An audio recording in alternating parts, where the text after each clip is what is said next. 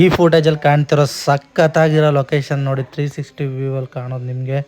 ಇದು ಯಾವ ಲೊಕೇಶನ್ ಅಂತ ನಿಮಗೆ ಗೊತ್ತಾಗಬೇಕು. ಆ ವಿಡಿಯೋ ಕಂಪ್ಲೀಟಾಗಿ ನೋಡಿ, ಯಾವ ದಾರಿಲಿ ಹೋಗ್ಬೇಕು ಅನ್ನೋದು ಕೂಡ ಹೇಳ್ಕೊಡ್ತೀನಿ. ನಾನು ನನ್ನ ತಮ್ಮ ಇವತ್ತು ಸಂಡೇ ಅಂತ ಎಲ್ಲಾದರೂ ಹೊರಗಡೆ ಹೋಗೋಣ ಅಂತ ಕಾರ್ ಎತ್ಕೊಂಡು ಹೊರಟ್ವಿ. ಮತ್ತದೇ ನೈಸ್ ರೋಡು ಮತ್ತದೇ ಹೈವೇಗಳನ್ನ ಹಿಡ್ಕೊಂಡು ಹಂಗೆ ರಾಮನಗರ ಕಡೆಗೆ ಹೊರಡ್ತಾ ಇದ್ದೀವಿ. ರಾಮನಗರಕ್ಕೆ ಹೋಗ್ಬೇಕಾದ್ರೆ ವೆದರ್ ನೋಡಿ ಏನು ಸಖತ್ತಾಗಿದೆ. ಫುಲ್ಲು ಮಳೆ ಅಂದರೆ ಅಷ್ಟು ಜೋರಿಲ್ಲ, ಆದರೂ ಈ ತುಂತುರು ಹನಿಗಳ ಹತ್ರ ನೆನ್ಕೊಂಡು ಹಿಂಗೆ ಹೋಗ್ತಾಯಿದ್ರೆ ಅದರ ಮಜಾನೋ ಮಜಾ. ನೆಕ್ಸ್ಟು ಸಿಕ್ಕಿದ್ದು ನಮಗೆ ರಾಮನಗರ ಹೈವೇ.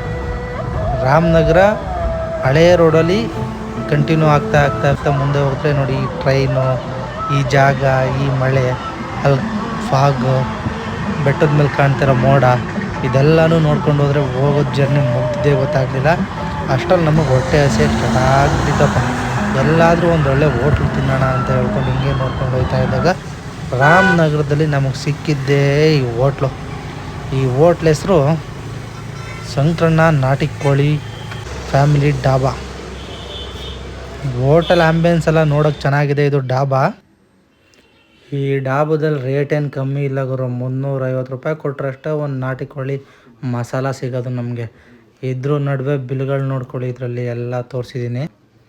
ಕಾಸು ಕೊಟ್ವಿ ಅಂತ ಅಲ್ಲ, ಒಂದೊಂದು ಸಲ ರುಚಿ ಇಷ್ಟ ಆಗಿಲ್ಲ ಅಂದಾಗ ಆಗ ಬೇಜಾರು ಇನ್ನೊಂದಿಲ್ಲ ಗುರು. ಇಲ್ಲಿ ಹೋಟೆಲಲ್ಲಿ ಆವ್ರೇಜಾಗಿ ಊಟ ಆಯಿತು. ಒಂದು ಬಿರಿಯಾನಿ, ಒಂದು ಮುದ್ದೆ, ಒಂದು ನಾಟಿ ಕೋಳಿ ಮಸಾಲ ತಗೊಂಡು ಬಿಲ್ ಪೇ ಮಾಡಿದ್ರೆ 602 ರೂಪಾಯಿ ಆಗಿತ್ತು. ಅದಷ್ಟರಲ್ಲಿ ನೋಡಿಕೊಂಡು ಇವ್ರು ನೋಡಿ 55,000 ಬೀಳ್ಸಿದಾವಂತಪ್ಪ. ನಮ್ಮನ್ನು ಸಬ್ಸ್ಕ್ರೈಬ್ ಮಾಡ್ಕೊಳ್ಳಿ. ನೋಡಿ ಕೋಳಿ ಚಿತ್ರ ಎಲ್ಲ ಒಂಥರ ಸಖತ್ತಾಗಿದೆ. ಒಳಗಡೆ ನೋಡೋಕ್ಕೆ ಚೆನ್ನಾಗಿತ್ತು. ಊಟ ಮಾಡ್ಕೊಂಡು ಹಂಗೆ ನಾನು ನನ್ನ ತಮ್ಮ ಕೇಳ್ಕೊಂಡು ಊಟ ಇಷ್ಟ ಆಯ್ತಾ ಇಲ್ವಾ, ಅವ್ರ ಹೆಂಗೆ ಏನು ಅಂತ ಮಾತಾಡ್ಕೊಂಡು ಪರವಾಗಿಲ್ಲ ಆಯಿತು ಹೊಟ್ಟೆ ತುಂಬತಲ್ಲ ಅಂತ ಹೇಳಿ ಮುಂದೆ ಹೊರಟ್ವಿ. ಇಲ್ಲಿಂದ ಹಂಗೆ ಮುಂದೆ ಹೋಗಿ ರೈಲ್ವೆ ಕ್ರಾಸಿಂಗ್ ಹತ್ರ ಟರ್ನ್ ತೊಗೊಂಡ್ರೆ ಸಾಕು. ಆ ರೈಲ್ವೆ ಕ್ರಾಸಿಂಗ್ ನೋಡಿ ಎಷ್ಟು ಸಖತ್ತಾಗಿದೆ. ಮಳೆ ಬರೋ ವಾತಾವರಣ ಬಂದಾಗಂತೂ ಎಲ್ಲ ಜಾಗನೂ ಚೆನ್ನಾಗಿ ಕಾಣಕ್ಕೆ ಸ್ಟಾರ್ಟ್ ಆಗುತ್ತೆ. ಈ ರೈಲ್ವೆ ಕ್ರಾಸಿಂಗ್ ಲೆಫ್ಟು ರೈಟು ನೋಡಿಕೊಂಡು ಮುಂದೆ ನಿಧಾನಕ್ಕೆ ಹೊರಟ್ವಿ. ಲೆಫ್ಟು ಸೈಡ್ ನೋಡಿ, ರೈಟು ಸೈಡ್ ನೋಡಿ, ಜಾಗ ನೋಡ್ಕೊಂಡು ಮುಂದೆ ಹೊರಟ್ವಿ. ರೋಡ್ ನೋಡಿ ಏನು ಸಖತ್ತಾಗೈತಪ್ಪ. ಇಲ್ಲಿ ಒಂದೇ ಗಾಡಿ ಹೋಗೋಕ್ಕಾಗುತ್ತೆ, ಒಂದೇ ಗಾಡಿ ಬರೋಕ್ಕಾಗುತ್ತೆ. ಆ ಥರ ಸಣ್ಣ ರೋಡ್ ಇದೆ. ಸಣ್ಣ ರೋಡು ಒಳ್ಳೆ ಜಾಗಕ್ಕೆ ಕರ್ಕೊಂಡೋಗ್ಬಿಡುತ್ತೆ ನಮ್ಮನ್ನು. ಹಿಂಗೆ ಮುಂದೆ ಹೋಗ್ತಾ ಹಂಗೆ ಮ್ಯಾಪ್ ನೋಡ್ಕೊಂಡು ಹೊರಟ್ವಿ ಗುರು. ಜಾಗ ನೋಡೋದು, ಈ ಕಡೆ ಮ್ಯಾಪ್ ನೋಡ್ಕೊಳ್ಳೋದು, ವಾತಾವರಣನ ಮೊಬೈಲಲ್ಲಿ ನೋಡ್ದಂಗೆ ಕಣ್ಣಲ್ಲಿ ನೋಡಿ ಖುಷಿ ಪಡೋದು, ಯಾವುದು ಗೊತ್ತಾಗ್ದಂಗೆ ಮುಂದೆ ಹೊರಟ್ವಿ. ಹೋಯ್ತಾ ಇದ್ದಂಗೆ ಹತ್ರ ಆಗ್ತಾ ಇದ್ದಂಗೆ ಜಾಗ ಚೆನ್ನಾಗಿ ಸ್ಟಾರ್ಟ್ ಆಯಿತು. ಮುಂದೆ ನೋಡಿ, ಅಲ್ಲಿ ನೋಡಿ ಬೆಟ್ಟ ಹಂಗೆ ಮೋಡಕ್ಕೆ ಮುತ್ತಿಕೊಂಬಿಟ್ಟೈತೆ. ಹೋಗೋಕ್ಕೂ ಮೊದಲೇ ಗೊತ್ತಿರಲಿಲ್ಲ ನಮಗೆ, ನಾವು ಅಲ್ಲೇ ಹೋಗ್ತಾ ಇದ್ದೀವಿ ಅಂತ. ಹೋಗಾದ್ಮೇಲೆ ಅಷ್ಟೇ ಗೊತ್ತಾಯ್ತು ಆ ಜಾಗ ಅಂತ. ಎರಡು ಬೆಟ್ಟ ಜಾಗದ ಬಗ್ಗೆ ನಾನೇನು ಹೇಳೋದು, ನೀವು ನೋಡ್ತಿರಲ್ಲ, ನೋಡಾದ್ಮೇಲೆ ಹೇಳಿ. ನೋಡಿ ದಾರಿ ಬೆಟ್ಟದ ಮೇಲೆ ಈ ಥರ ಫಾಗ್ ಇರೋದನ್ನು ನಾವೆಲ್ಲ ಈಗ ಹೆಂಗಾಗ್ಬಿಟ್ಟೈತಪ್ಪ ಅಂದರೆ, ಬೆಂಗಳೂರು ರಾಮನಗರ ಸರೌಂಡಿಂಗಲ್ಲೆಲ್ಲ ಚಿಕ್ಕಮಂಗ್ಳೂರು ಆದಂಗೆ ಆಗ್ಬಿಟ್ಟೈತೆ ಗುರು. ನಾವು ಚಿಕ್ಕಮಂಗ್ಳೂರಿಗೆ ಹೋಗೋದೇ ಬೇಡ ಇವಾಗ, ಇಲ್ಲಿ ಮಳೆ ಬಂದರೆ ಸಾಕು ಅಂತ ಬೇಡ್ಕೊಂಬಿಟ್ರೆ ಸರಿ. ಈಗ ಇಲ್ಲಿಂದ ರೈಟ್ ತೊಗೊಂಡು ಮುಂದೆ ಹಂಗೆ ಕಾಡು ದಾರಿ ಹೋಗ್ತಾ ಇರ್ಬೇಕು. ಈ ಜಾಗ ಏನಾದರೂ ಪಾಪ್ಯುಲರ್ ಆಗಿಬಿಟ್ಟು ಎಲ್ಲರಿಗೂ ಗೊತ್ತಾಗ್ಬಿಟ್ರೆ ಇಲ್ಲಿಗೆ ಜನ ಬಂದರೆ ಟ್ರಾಫಿಕ್ ಜಾಮ್ ಮಾಡಿಬಿಡ್ತಾರೆ ಅಷ್ಟೇ. ಅವಾಗ ರೋಡೇ ದೊಡ್ಡದು ಮಾಡಬೇಕಾಗುತ್ತೇನಪ್ಪ, ಅಷ್ಟು ಸಖತ್ತಾಗಿದೆ. ನಾನು ಹೇಳಿದೆ ಅಂತ ಬರಬೇಡಿ, ನೀವು ನೋಡಬೇಕು ಅಂತ ಬನ್ನಿ. ಹಿಂಗೆ ಊರೊಳಗಡೆ ಬರ್ಬೇಕಾದ್ರೆ ನಿಮ್ಮ ಪ್ಲಾಸ್ಟಿಕ್ಕು ಅದು ಇದು ಎಲ್ಲ ಬೇರೆ ಕಡೆ ಬಿಸಾಕ್ಬಿಟ್ಟು ಬಂದ್ಬಿಡಿ. ಕಾರ್ಡ್ನೆಲ್ಲ ಹಾಳು ಮಾಡ್ಕೊಬೇಡಿ ಇಲ್ಲಿ ಬಂದ್ಬಿಟ್ಟು. ಬಂದ್ವಿ. ಇಲ್ಲಿಂದಾನೇ ಆ್ಯಕ್ಚುಲಾಗಿ ಆಟ ಶುರು ನೋಡಿ. ಆಫ್ ರೋಡ್ ಮಾಡೋರಿಗೆ, ಬೈಕಲ್ಲಿ ಬರೋರಿಗೆ, ಕಾರಲ್ಲಿ ಬರೋರಿಗೆ ಆಫ್ ರೋಡಿಂಗ್ ವೆಹಿಕಲ್ ತೊಗೊಂಬಂದರೆ ತುಂಬ ಖುಷಿ. ಬೇರೆ ವೆಹಿಕಲಲ್ಲಿ ಬಂದರೆ ಸ್ವಲ್ಪ ಕಷ್ಟ ಆಗ್ಬೋದು ನಿಮಗೆ. ನೋಡ್ಕೊಂಡು ಬನ್ನಿ. ಆದಿತ್ಯ ಬಿರ್ಲಾ ಕಡೆಯವ್ರು ನೋಡಿ ಈ ಕೆರೆ ಡೆವಲಪ್ಮೆಂಟ್ ಮಾಡಿದಾರಂತೆ, ಸುಮಾರಾಗಿದೆ. ಆದಿತ್ಯ ಬಿರ್ಲಾ ಗ್ರೂಪ್ ಅವರು ಮುಂದೆ ಹೋಗ್ತಾ ನೋಡ್ತಾನೇ ಇದ್ದೀವಿ. ಲೆಕ್ಕಾಚಾರದ ಪ್ರಕಾರ ಆಫ್ ರೋಡಿಂಗ್ ಸ್ಟಾರ್ಟ್ ಆಗೋದೇ ನಾವಿಲ್ಲಿ ಲೆಫ್ಟ್ ತೊಗೊಂಡು ಆದಮೇಲೆ. ಲೆಫ್ಟ್ ತೊಗೊಂಡು ಮುಂದೆ ಹೋಗ್ತಾ ಇದ್ದರೆ ಪರ್ಫೆಕ್ಟ್ ಆಫ್ ರೋಡಿಂಗ್ ಜಾಗಗಳು. ನಾವು ಮುಂದೆ ಹೋಗ್ಬಿಟ್ವಿ, ಅದು ಡೆಡ್ ಎಂಡು. ಅದಾದಮೇಲೆ ಮತ್ತೆ ಇಲ್ಲಿ ಲೆಫ್ಟ್ ತೊಗೊಂಡು ಮುಂದೆ ಹೊರಟ್ವಿ. ನೋಡಿ ಇಲ್ಲಿಂದ ಆಫ್ ರೋಡಿಂಗ್ ಜಾಗ ಇದೆ. ವ್ಯೂ ಎಲ್ಲ ನಿಮಗೆ ಮಳೆ ಸ್ವಲ್ಪ ಬರ್ತೈತೆ, ವಾತಾವರಣ ತಂಪೈತೆ. ಈ ಟೈಮಲ್ಲಿ ಬಂದು ನೀವು ಕಾಡಿಗೆ ಬಂದಿದ್ದೀರಾ ಅನ್ನೋ ಥರ ಫೀಲ್ ಆಗೋಲ್ಲ. ಇಲ್ಲಿಂದ ಆಫ್ ರೋಡ್ ವೇಗ್ನ ನೀಟಾಗಿ ಫೀಲ್ ಮಾಡಿಕೊಂಡು ನಿಧಾನಕ್ಕೆ ಹೋಗಿ ಮುಂದೆ ಇಲ್ಲಿ ಸಣ್ಣದಾಗಿ ಒಂದು ನೀರು ಹರಿಯೋ ಜಾಗ ಸಿಗುತ್ತೆ. ಅದನ್ನು ಏನಂತ ಅನ್ಬೇಕು ನಮಗೆ ಗೊತ್ತಿಲ್ಲ. ಆ ಜರಿ ಇದೆಯಲ್ಲ, ಆ ಜರಿ ಹತ್ರ ಒಂದು ಸೆಕೆಂಡ್ ನನಗೆ ಹಿಂಗೆ ಹೋಗ್ಬೇಕಾ ಬೇಡವಾ ಅಂತ ಅನ್ನಿಸ್ತು. ಯಾರಿಗೆ ಗೊತ್ತು, ಹಳ್ಳ ಗಿಳ್ಳ ತಲೆಗೆ ದಬಕೊಂಬಿಟ್ರೆ ಒಳಗಡೆಗೆ. ಮೊದಲೇ ನಾವಿಬ್ಬರೇ ಬಂದಿದ್ದೀವಿ ಇಲ್ಲಿ. ನೋಡಿ ಹಿಂಗೆ ಮುಂದೆ ಹೋಗ್ತಾ ಹೋಗ್ತಾ ಹೋಗ್ತಾ ಹೋಗ್ತಾ ಜರಿ ಎಲ್ಲ ಸಿಗೋದು ನಮಗೆ. ಈ ಥರ ಕಾಡೆಲ್ಲ ನೋಡಬೇಕು ಅನ್ನೋದಾದರೆ ನಾವು ಕೇರಳ ಅಲ್ಲಿ ಇಲ್ಲಿ ಹೋಗೋದು ಬೇಡ ಗುರು. ಇಲ್ಲೇ ಫಸ್ಟು ಲೋಕಲ್ನ ಉದ್ಧಾರ ಮಾಡಿ ನೋಡಿ. ಒಂದು ಟೂರಿಸಮ್ ಪ್ಲೇಸ್ ಇಲ್ಲಾಗಲಿ, ಆದಮೇಲೆ ಮುಂದೆ ನೋಡೋಣ. ಇಲ್ಲಿ ನೋಡಿ, ಇಲ್ಲಿಂದ ಹಿಂಗೆ ಈಸಿಯಾಗಿ ಇಳ್ಕೊಂಡು ಹೋಗ್ಬಿಡ್ತೋದು. ಇಳಿದ್ಬಿಟ್ಟು ವೀಡಿಯೋ ಮಾಡೋಣ ಅನಿಸುತ್ತೆ. ನನಗೆಲ್ಲರೂ ಹೊರಗಡೆ ಹೋದಾಗ ಹಿಂಗೆ ಕಾಡು ಗೀಡಲ್ಲಿ ಇಳಿಯೋಣ ಅಂದರೆ ಭಯನೇ ಆಗೋಯ್ತದಪ್ಪ ನನಗೆ. ಅವು ಇವು ಹೋದ್ರೆ ಭಯ. ಮುಂದೆ ಹೋದೆ ಹಂಗೆ ಹೋಗ್ತಾ ಹೋಗ್ತಾ ಇಲ್ಲಿ ನೋಡ್ಕೊಂಡ್ವಿ. ಇಲ್ಲಿಂದ ಪರ್ಫೆಕ್ಟಾಗಿ 4H ಹಾಕೊಂಡು ಹೋಗ್ಬೇಕೀಗ. ಆಫ್ ರೋಡ್ ಸಿಕ್ತು ಅಂತೇಳಿ ಸ್ಟಾರ್ಟು ಗಾಡಿ. ಮತ್ತೆ ಹೋಗ್ತಾಯಿದ್ದೀವಿ ನೋಡಿ ಇಲ್ಲೇ. ಇಲ್ಲಿಗೆ ಬಂದಮೇಲೆ ಒಂದು ಹಂತಕ್ಕೆ ಹೆಂಗೆ ತಲುಪಿಬಿಡ್ತೀವಪ್ಪ ಅಂದರೆ, ಇಲ್ಲಿಂದ ಮುಂದಕ್ಕೆ ದಾರಿ ಇದೆಯೋ ಇಲ್ವೋ ನಮಗೆ ಗೊತ್ತೇ ಆಗೋಲ್ಲ. ಫಸ್ಟ್ ದಾರಿ ನೋಡ್ಕೊಂಡು ಮುಂದಕ್ಕೆ ಹೋಗ್ಬೇಕು. ಇಲ್ಲಿಗೆ ಬಂದಮೇಲೆ ದಾರೀಲಿ ಗೂಗಲ್ ಮ್ಯಾಪೆಲ್ಲ ವರ್ಕ್ ಆಗೋಲ್ಲ. ಸದ್ಯಕ್ಕೆ ನಮ್ಗೆ ಯಾರಾದರೂ ಒಬ್ಬರು ಸಿಗ್ತಾರೆ. ಆ ಥರ ನೋಡ್ಕೊಂಡು ಮುಂದೆ ಹೋಗೋಣ. ಹಿಂಗೆ ನೋಡಿ ಎಷ್ಟು ಟಿಲ್ಟಿಂಗ್ ಆಗುತ್ತೆ ಗಾಡಿ. ಆಫ್ ರೋಡಿಂಗ್ ವೆಹಿಕಲ್ ಅಲ್ಲದೆ ಬೇರೆ ಕಾರ್ಗಳಲ್ಲಿ ಇಲ್ಲಿಗೆ ಬಂದರೆ ಅಟ್ಲೀಸ್ಟ್ ಒಂದು ಬ್ಯಾನೆಟ್ನಾರು ಡ್ಯಾಮೇಜ್ ಮಾಡ್ಕೊಂಡು ಹೋಗೋದು ಗ್ಯಾರಂಟಿ. ಹಿಂಗೆ ಮುಂದೆ ಹೋಯ್ತಾ ಇಲ್ಲಿ ಲೆಫ್ಟಲ್ಲಿ ಏನೋ ಸುಟ್ಕೊಂಡು ತಿಂತಾ ಇದ್ದವ್ರು ಇಬ್ಬರು ಸಿಕ್ಕಿದ್ರು. ಅವ್ರನ್ನ ವೀಡಿಯೋ ಮಾಡಿಲ್ಲ. ಅವ್ರ ಹತ್ರ ಕೇಳಿದ್ವಿ, ಅಣ್ಣ ಇಲ್ಲಿ ಯಾರಾದರೂ ಬಂದಿದ್ದಾರ ಜನ ನೋಡ್ಬೋದಾ ಈ ಜಾಗನ ಅಂತ. ಯಾರಿಗೆ ಗೊತ್ತು, ನಾವು ಯಾವ್ದಾದ್ರು ರಿಸರ್ವ್ ಫಾರೆಸ್ಟ್ ಒಳಗಡೆ ಹೋಗ್ಬಿಟ್ರೆ ಆಮೇಲೆ ಅದಕ್ಕೂ ಅಂತಲೂ ಹಾಕೊಂಡು ರುಬ್ಬಿಡ್ತಾರಪ್ಪ. ಅವ್ರು ಹೇಳಿದ್ರು ಬರ್ತಾರಣ್ಣ, ಸುಮಾರು ಜನ ಬರ್ತಾರೆ, ಹೋಗಿ ನೋಡೋದು ಅಂತ. ಮುಂದೆ ನೋಡಿದೆ, ಇದು ಆ್ಯಕ್ಚುಲಾಗಿ ಒಂದು ಸನ್ಸೆಟ್ ವ್ಯೂ ಪಾಯಿಂಟ್ ಅಂತೆ. ಸೂರ್ಯ ಮುಳುಗೋದನ್ನು ತುಂಬ ಚೆನ್ನಾಗಿ ನೋಡ್ಬೋದು ಅಂತ. ಇವತ್ತು ನಾನು ಸನ್ಸೆಟ್ವರೆಗೂ ಕಾಯಲಿಲ್ಲ. ಏನಕ್ಕಂದರೆ ಮೊದಲೇ ಮಳೆ ಬರ್ತೈತೆ, ಮೋಡ ಮುಚ್ಚಿದ ವಾತಾವರಣ. ಸೂರ್ಯ ಮುಳುಗೋದು ಎಲ್ಲಿಂದ ಕಾಣಬೇಕು. ಆಮೇಲೆ ಈ ಕಾಡಲ್ಲೆಲ್ಲ ಅಷ್ಟೊತ್ತಲ್ಲಿ ಇರೋಕ್ಕಾಗಲ್ಲ. ಜನ ಇದ್ದರೆ ಸ್ವಲ್ಪ ಹೊತ್ತು ಕಾಯ್ತಿದ್ದಿ, ಜನ ಇಲ್ವಲ್ಲ. ನೋಡಿ ಹಿಂಗೆ ವೀಡಿಯೋ ಮಾಡಿ ಹಾಕ್ತಾಯಿರ್ತೀನಿ. ಕಾಡು ಮೇಡು ಎಲ್ಲ ಸುತ್ತಾಡ್ಕೊಂಡು ಬಂದು ಒಂದು ಸಬ್ಸ್ಕ್ರೈಬ್, ಒಂದು ಲೈಕು, ಒಂದು ಶೇರು ಸಾಕು ನಮಗೆ ಮೋಟಿವೇಶನ್ಗೆ. ಏನಕ್ಕೆ ಹಿಂಗೆ ನಿಧಾನ ಕೊಡಿಸ್ತಾನಪ್ಪ ನನ್ನ ತಮ್ಮ ಕಾರಣ ಅಂದರೆ, ಅವನಿಗೆ ಸ್ಕ್ರ್ಯಾಚ್ ಮಾಡಿಬಿಡುತ್ತೆ ಕಾರಣನ ಭಯ ಅಲ್ಲ, ಕಾರ್ ಮೇಲಿರೋ ಪ್ರೀತಿ. ಹಂಗೆ ಹೋಗ್ತಾ ನೋಡಿ ಇಲ್ಲಿಂದ ಇವಾಗಿದೆ ಬೆಟ್ಟಗಳನ್ನೆಲ್ಲ ಹಿಂಗೆ ಹತ್ತಿ ಇಳಿದು ಅಲ್ಲಿ ಟಾಪಲ್ಲಿ ಹೋಗ್ತೀವಿ ನಾವು. ಅವಾಗ ಅದು ವ್ಯೂ ಪಾಯಿಂಟ್ ಆ್ಯಕ್ಚುಲಾಗಿರೋದು. ನೋಡಿ ಇಲ್ಲಿ ಇಳಿದ ಮೇಲೆ ಇಲ್ಲಿ ಸ್ಟ್ರೈಟಾಗಿ ಹೋದ್ರು, ರೈಟಿಗೆ ಹೋದ್ರೆ ಇನ್ನೊಂದು ರೋಡ್ ಇದೆ. ಅಲ್ಲಿ ನೋಡಿ, ಅಲ್ಲಿ ಅವಾಗಲೇ ಹೇಳಿದ್ನಲ್ಲ ಅವ್ರೇನೋ ಸುಟ್ಕೊಂಡು ತಿಂತವ್ರೆ ಅಂತ, ಅಲ್ಲಿರೋರೆ ಅವರು. ಮತ್ತು ಇಲ್ಲಿ ಇಳ್ಕೊಂಡು ಮೇಲೆ ಹತ್ತಿಸ್ಬೇಕು. ನೋಡಿ ವಿಡಿಯೋ ಬಗ್ಗೆ ಏನು ಅನಿಸುತ್ತೆ ಅದನ್ನು ಕಮೆಂಟ್ ಮಾಡಿ. ಸಜೆಷನ್ ಇದ್ದರೆ ಕೊಡಿ, ಬೈಯೋದಿದ್ರು ಬೈರಿ. ಅಲ್ಲಿ ಹಿಂಗಿಲ್ಲಿ ಮಾತಾಡ್ತಾನೆ ನನ್ನ ತಮ್ಮ. ಈಗ ಅವ್ರ ಜೊತೆ ಮಾತಾಡ್ಕೊಂಡು ಮುಂದೆ ಹೊರಟ್ವಿ. ನಾನು ಅದೇ ಗ್ಯಾಪಲ್ಲಿ ಒಂದು ವೀಡಿಯೋ ಮಾಡ್ಕೊಂಬಿಟ್ಟೆ, ಸುತ್ತ ಹೆಂಗೆ ಕಾಣುತ್ತಿಲ್ಲಿಂದ ಅಂತ.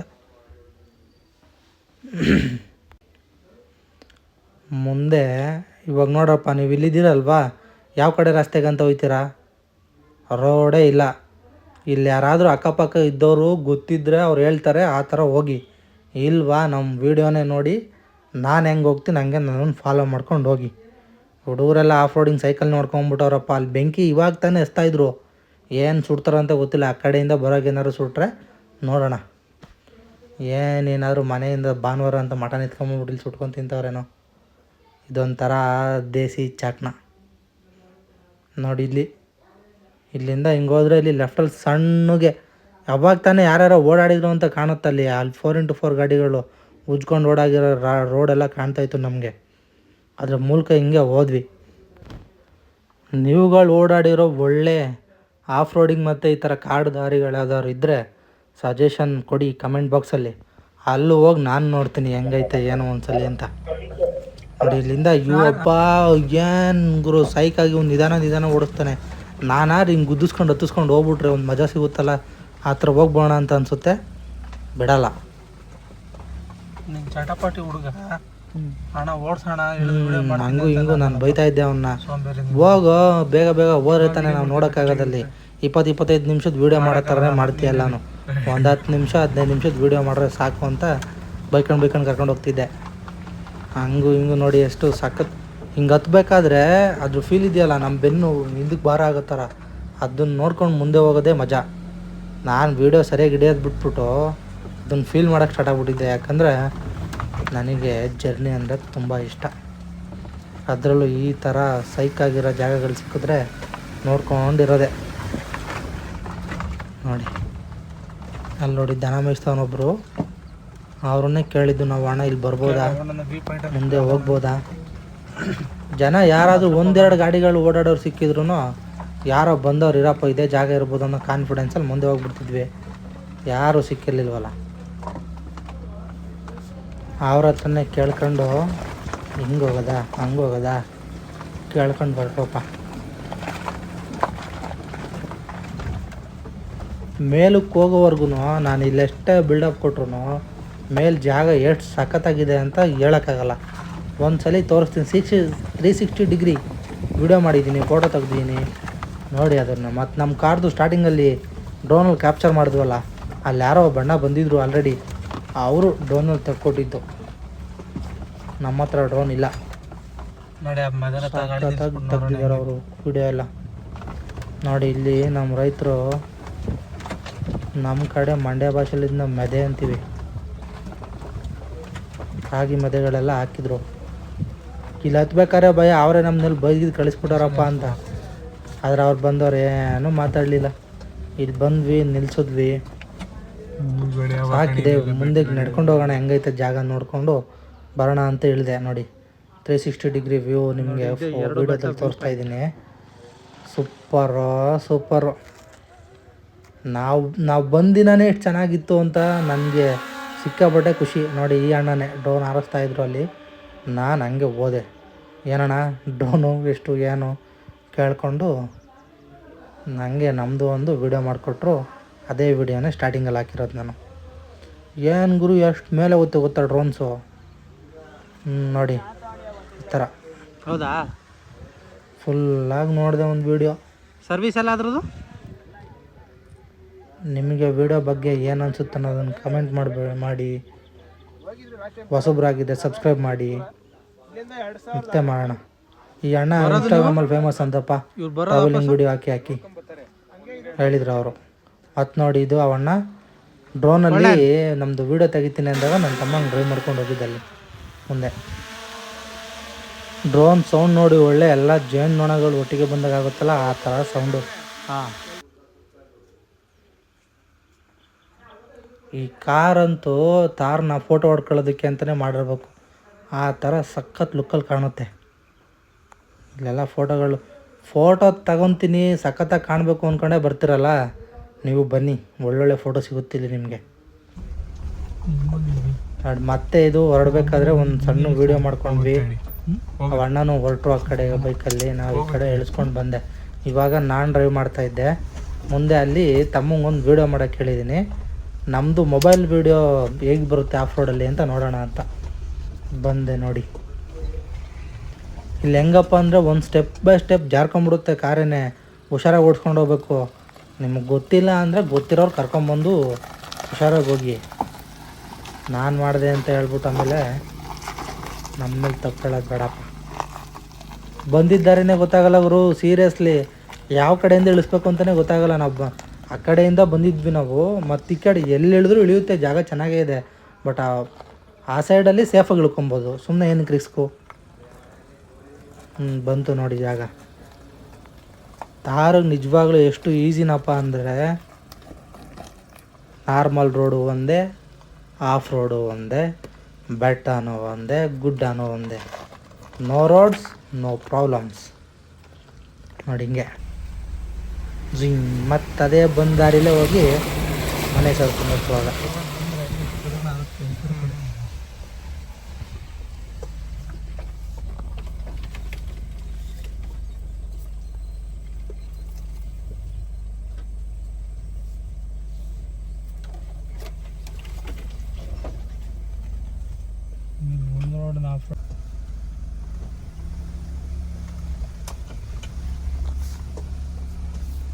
ಈ ಎಂಟೈರ್ ವಿಡಿಯೋದಲ್ಲಿ ನಂದು ನನ್ನ ತಮ್ಮಂಗೂ ಏನು ಡಿಸ್ಕಷನ್ ಅಪ್ಪ ಅಂದರೆ, ನನಗೆ ವಿಡಿಯೋ ಮಾಡೋಕ್ಕೆ ಬರಲ್ಲ, ಮಾತಾಡೋಕ್ಕೆ ಬರಲ್ಲ, ಹಿಂಗಲ್ಲ ಹಂಗಲ್ಲ ಬರೀ ಹೇಳ್ತಾನೆ, ಅವನು ಮಾಡಲ್ಲ, ನನಗೂ ಗೊತ್ತಿಲ್ಲ. ಏನೆಲ್ಲ ಕಲ್ತ್ಕೊಂಬಂದ್ಬಿಟ್ಟಿರ್ತಾರ, ನೆಕ್ಸ್ಟು ಕಲಿತೀವಿ. ಟೋಟಲಾಗಿ ಲಾಫ್ ರೋಡೆಲ್ಲ ಉಜ್ಜಾಡೋದ್ರಿಂದ ನಮ್ಮ ಕಾರ್ ಬಂದಿದ್ದ ಮೈಲೇಜು 7.4 km/L. ಇನ್ನು 174 ಕಿಲೋಮೀಟ್ರ್ ಹೋಗ್ಬೋದಂತೆ.